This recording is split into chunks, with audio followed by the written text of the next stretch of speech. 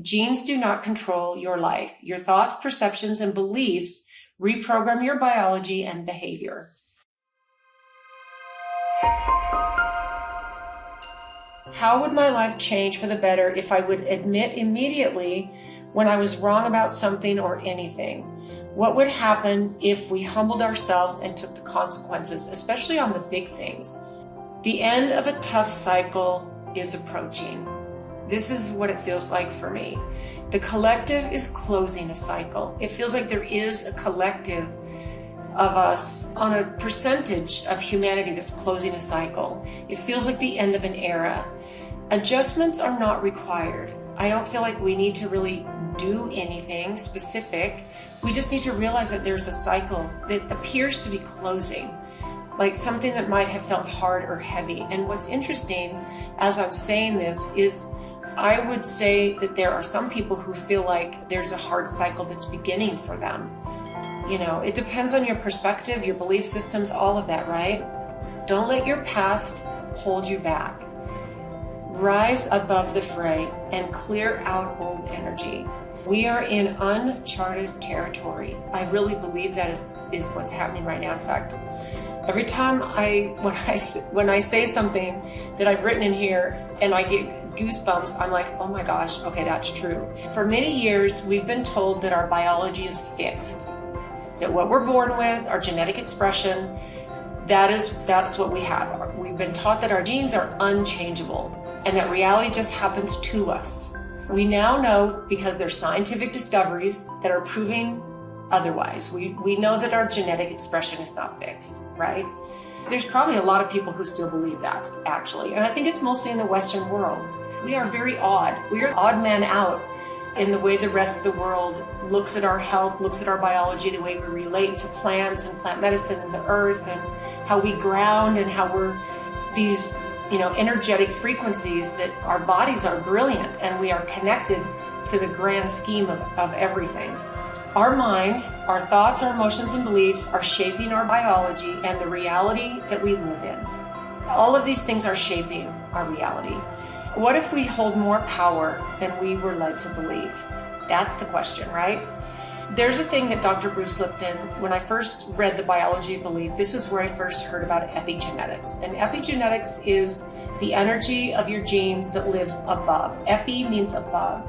You've got the hard biology of your genes, and then you've got the biology that lives above your genetics. That's the energy. What epigenetics has revealed is that there's something really astonishing that's happening. Our genes are not our destiny. They respond to our environment, our emotions, and even our thoughts. Okay, so they do respond to our environment. If you put a bad food into your biology, into your body, then you can express some things that are not that great, because you're not, nourishing this beautiful organism, right? But they also respond to the things that we believe and the things that we think. And this is where you never ever beat yourself up for thinking maybe I caused my own health problems or my own diseases. But here's the thing, they can be turned around. If consciousness can influence quantum particles, could it also influence your body, your health, or your external reality? You know what I say to that? A resounding yes. Absolutely yes. Okay?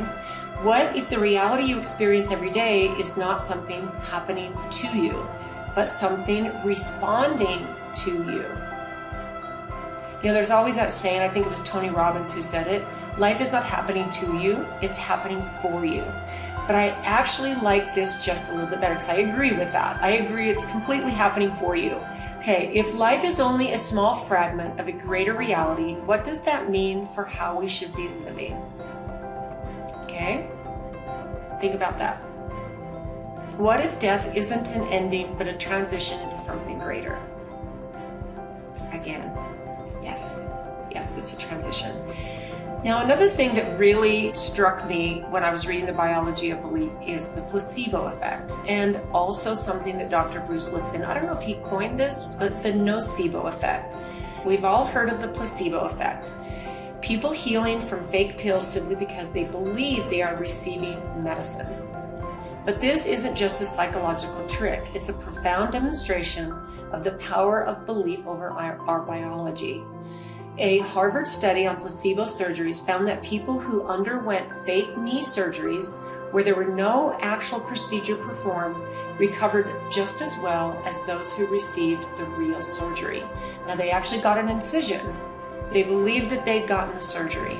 The thing is, our mind and our intellect can overpower our intuition and our belief in our body's ability to heal.